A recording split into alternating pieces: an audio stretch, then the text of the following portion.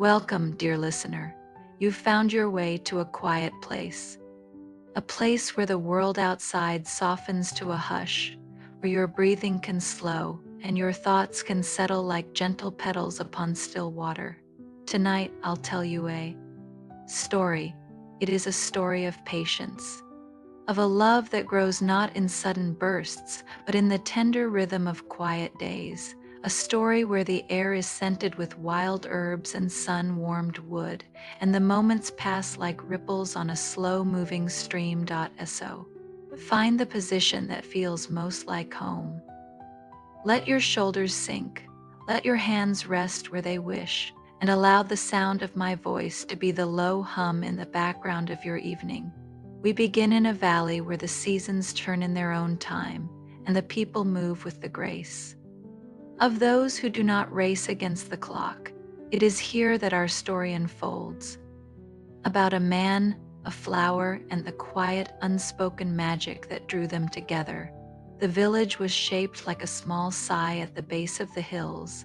Stone cottages with roofs the color of toasted bread lined the narrow cobblestone streets, and beyond them, the earth rose in a patchwork of meadows and quiet groves. Eliot had lived here all his life. He was not a man who rushed.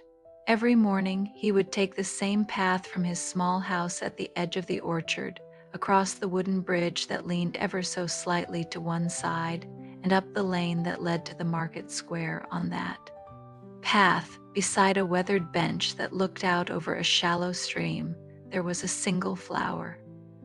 It was not like the other blooms that came and went with the seasons.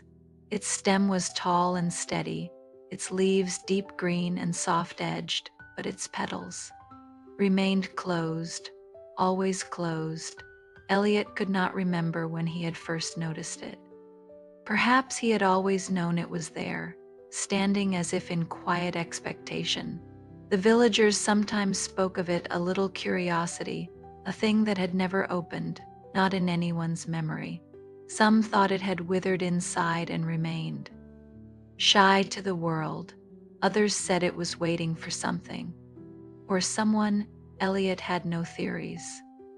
He simply passed it each day, slowing a little as he did, and feeling, though he could not explain why, that the flower somehow noticed him. It became part of his rhythm.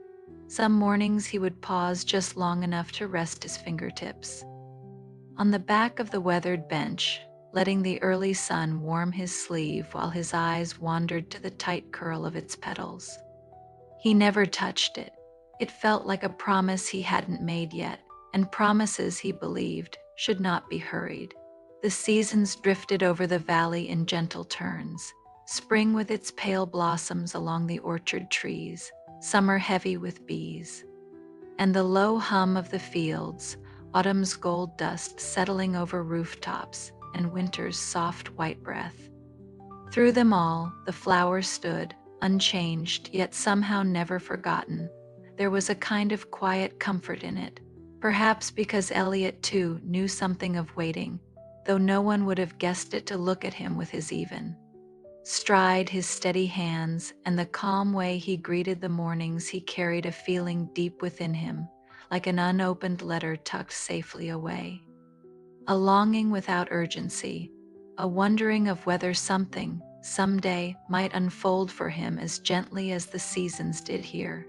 And so, each day, as he passed that small patch of earth beside the stream, he would glance at the flower, his gaze lingering just long enough to notice how it stood, how the light caught its green leaves, and how, in its own way, it seemed to be listening to the valley's slow, patient heartbeat. The rest of the village might have forgotten it from time to time, but Eliot never did. It was there, as much a part of his mornings as the warmth of the tea in his cup and the scent of bread rising from the baker's doorway. And though he could not have put it into words, some small, quiet part of him was waiting alongside it. It was early spring when the change began, though not the kind of change that arrives with fanfare. It came instead in the hush before dawn, when the air was still damp from night and the village was wrapped in the kind of silence that makes You feel the world has not yet decided to wake. Eliot had risen before the sun that day. He couldn't say why. His sleep had been light, and when he opened his eyes, the soft gray of morning seemed to beckon him outside. He dressed quietly, pulling on a well-worn sweater that smelled faintly of cedar, and stepped into the coolness. Of the lane, the sky was a gentle wash of color pale blue at the edges, a whisper of rose near the hills. The wooden bridge creaked softly under his weight, and as he crossed, he could hear the stream murmuring beneath him, its voice low and steady. When he reached the weathered bench, he paused, as he always did. The flower stood in its familiar stillness, its closed petals brushed faintly by the early light, and for reasons he didn't quite understand, Eliot found himself humming. It was not a tune he had learned, nor one he had sung before. It came from somewhere quieter than memory, something half remembered from a dream that might have drifted through him years ago. The melody was simple, a slow, wandering line that seemed to match the steady rhythm of the stream beside him. And then he noticed it. The flower's slender stem tilted, ever so slightly, toward him. It was a small thing, the sort of shift the wind might cause, but the air was still. Eliot's humming faltered, and the flower stood perfectly still once more. He tried the melody again, letting it linger in the air like warm breath, and there, just at the edge of movement, the petals quivered. He felt a warmth spread through him, the kind that comes not from understanding, but from sensing that something, however small, has quietly turned its face toward you. From that morning on, Eliot began to rise earlier. Not every day. Some mornings the pull of sleep was too strong, but often enough that the quiet lane before sunrise began to feel like a secret shared only with him and the flower. Each time he would pause by the bench, let the cool air fill his lungs, and hum that same unhurried tune. The more he hummed, the more certain he became that the flower leaned toward the sound, not in a rush, but with the slow patience of something that had been waiting for a long time. The rest of the village, of course, remained unaware. The baker still set out his loaves at 7, the postman still shuffled down the lane with his satchel, and the children still chased each other past the stream on their way to the schoolhouse.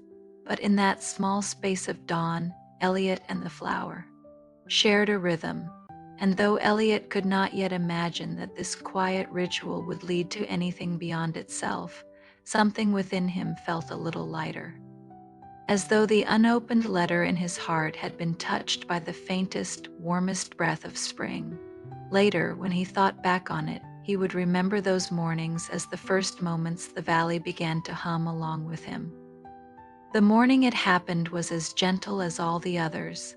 A pale mist curled low over the stream, and the light had that silvery quality that made the edges of the world seem softer, as though they'd been painted with a feathered brush. Eliot crossed the bridge, his footsteps quiet on the worn planks, and as he approached the bench, he began to hum the tune. It came easily now, slipping from him like an old friend's name. But this time there was another sound. It was faint, a thread of melody just beyond the reach of his own, and for a moment he thought the mist itself might be singing back to him. He slowed, his voice drifting into silence, and listened. The hum came again, not from the stream, not from the wind through the reeds, but from just beyond the bench. She was sitting there, her back straight but relaxed, a small leather-bound book resting on her knees. Her head was tilted toward the flower, and her hand moved in soft, sure strokes across the page. A pencil, not ink, as if she, too, believed that some things were better sketched than fixed. Her hair was gathered loosely at the nape of her neck, a few strands falling forward and catching the pale light. She did not look up immediately. She seemed entirely absorbed in her drawing, but Eliot noticed her lips were curved slightly, as if she were smiling at something she hadn't yet spoken aloud. when she did glance toward him. It was not with surprise, but with the calm recognition of someone who has been expecting another presence, even if she didn't know when it would arrive. "You know the tune," Eliot said quietly, more as a statement than a question. She nodded. "I've always known it," she replied, her voice low and unhurried, though I couldn't tell you where it came from. For a moment, they both looked at the flower. It stood as it always had, but now there was a feeling in the air, like the hush before a word you're not sure you should speak. "Does it lean toward you too?" Eliot asked, half smiling, half unsure if he sounded foolish. Her gaze softened, and she returned it to the flower. "Sometimes," she said, "when the morning is still enough." Eliot found himself stepping closer, drawn not only to the flower now, but to the way she seemed to inhabit this quiet space as if she belonged to it. He watched her sketch for a while, her pencil gliding in gentle arcs, pausing to shade a leaf, to suggest the curve of a petal still tightly held. Her movements were like the tune itself, patient, without urgency. They spoke little. The conversation, if it could be called that, was made of small observations. How the mist caught in the spiderweb near the bench, how the stream's surface was perfectly unbroken, how the air smelled faintly of apple blossoms from the orchard. When she closed her sketchbook at last, she stood slowly, brushed a stray lock of hair from her cheek, and said, "Perhaps I'll see you here again." Eliot only nodded, but as she walked away, her steps quiet against the cobblestone, the tune still seemed to hum between them, two strands of the same melody, unrushed and perhaps long overdue in finding each other. That night he found himself wondering whether the flower had been waiting not for him alone, but for the both of them. The days that followed seemed to fold into one another like the soft corners of a worn quilt. Mornings came with mist, and with them, Eliot found her there more often than not, sometimes already seated on the bench, sketchbook open in her lap, other times arriving a moment after him, her footsteps almost soundless in the damp grass. Her name, he learned, was Maris. She had come to the valley a few months earlier, renting a small cottage near the orchard's far edge. She painted, she said, and sometimes drew, but mostly she listened to the wind, to the stream, to the unhurried beat of the place, and it seemed to the flower. One morning, when the sky was brushed with pale lavender and the air carried the faintest scent of rain, Maris rested her hand on the bench beside her sketchbook and said, without looking up, "My grandmother once told me a story about this flower." Eliot turned toward her. "A story?" Maris nodded. "She said it was planted by someone who believed in slow love, the kind that doesn't rush to unfold, that waits until it has been seen, truly seen, before it opens." She said the flower would remain closed until the right two souls happened to be near it together, not just at the same time, but together. Eliot's gaze drifted to the flower. Its petals were still closed, but he thought he saw the faintest gap between them, as though the green seam had softened overnight. The thought made something warm rise in his chest, not excitement, not even curiosity exactly, but a gentle awareness. Maris set down her pencil and looked at the flower with the same quiet reverence Eliot had carried for years. "When I first saw it," she said, "I thought it was simply stubborn. But the first time I hummed the tune, I felt it lean." Eliot smiled faintly. "And you've known the melody since before you came here?" "Always," she said. "It's the only tune I can hum without thinking."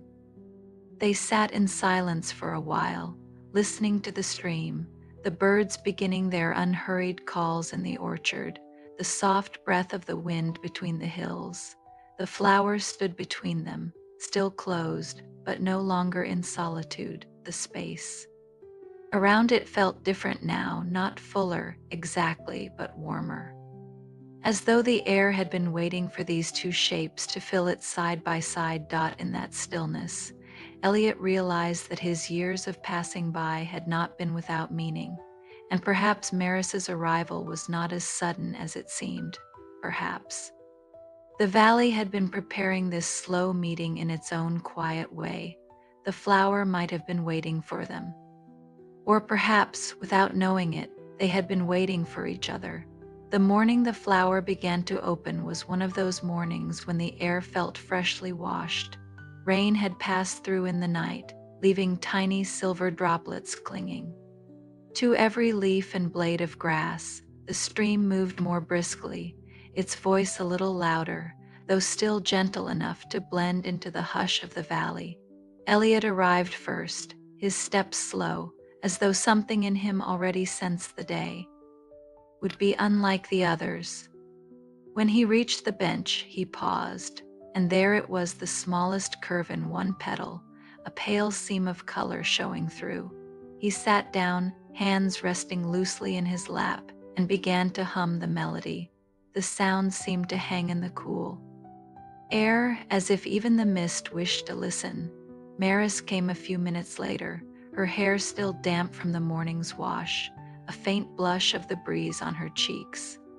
She didn't speak at first, only took her seat beside him, her gaze drawn immediately to the flower. Together, without any plan, they hummed, two voices, low and unhurried, blending into one gentle line. The sound seemed to gather around the flower, settling over it like a warm shawl, and slowly, so slowly they almost missed it, another petal loosened. The seam widened, the color deepened, the edges curled outward like a sigh that had been held for years. Neither of them moved closer. They stayed where they were, letting the bloom take its time. It felt important to witness without urging, to simply be there as each fold relaxed into the open air. An hour might have passed, or perhaps only a few minutes. Time had no sharp edges in that moment. But eventually the flower stood in full bloom, soft layers of ivory brushed with the faintest pink, glistening where the raindrops still clung. Eliot let the hum fade into quiet. Maris's voice lingered just a little longer, as if she were saying goodbye to the waiting that had filled the space between them until now. The air felt richer, as though the valley itself had taken a deep breath. The stream's voice seemed warmer, the light a touch more golden, and within Eliot that unopened letter, the one he'd carried for so many years, seemed to unfold. They sat for a long while, watching the flower as the sun slowly lifted over the hills. The petals caught the light, casting a gentle glow that made it hard to tell whether the warmth they felt came from the sun or from something shared between them. In the days that followed, the bloom remained full and open, a quiet crown at the edge of the stream.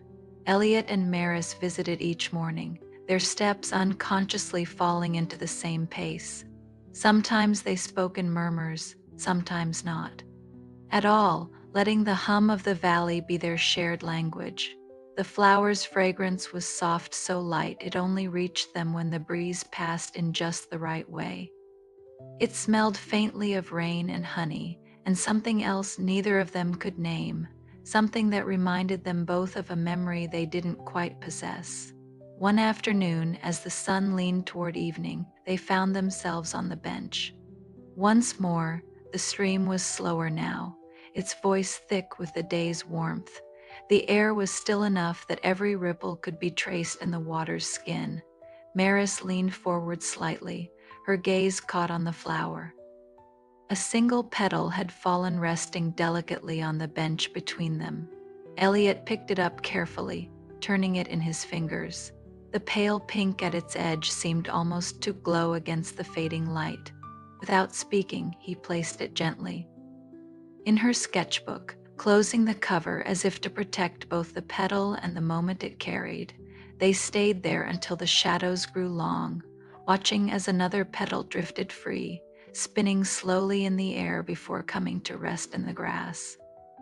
The flower, still beautiful, had begun its quiet return, and yet there was no sadness in it, only the feeling that something had completed its circle, that it had bloomed exactly as it was meant to, and now would give itself back to the earth. Maris's hand found Eliot's on the bench, their fingers resting lightly together, not holding, simply touching, the kind of contact that says, "I'm here," without needing anything more. Above them, the sky deepened to a soft indigo, and the first stars began to appear. The valley seemed to hold its breath, and in that pause, Eliot knew that this moment, like the flower, would remain with him long after the petals had gone. They rose at last, walking slowly along the stream, the night air cool and gentle against their skin. Behind them, the flower stood in the half-light, its petals fewer now, but its presence no less. And somewhere within both of them, a new kind of quiet had taken root. Not the waiting kind, but the kind that comes when waiting is over, when you have found, without hurry, what you didn't know you were meant to meet.